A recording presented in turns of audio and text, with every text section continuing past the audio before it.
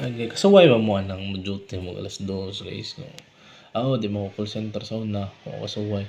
So nakasuway ko og duty alas 2 sa buntag, alas 2 sa hapon, alas 2 sa buntag.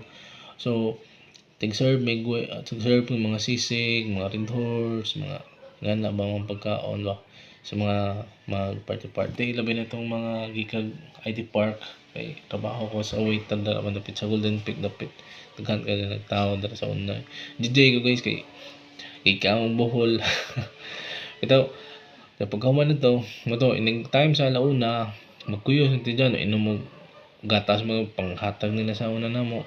Magkuyos ti diyan. Ining ka nag-change na pud may kape nagkuyos na pud ti diyan. So basically mo to random na to nga to kanunay. So nangita og paagi yung sound pagbuhat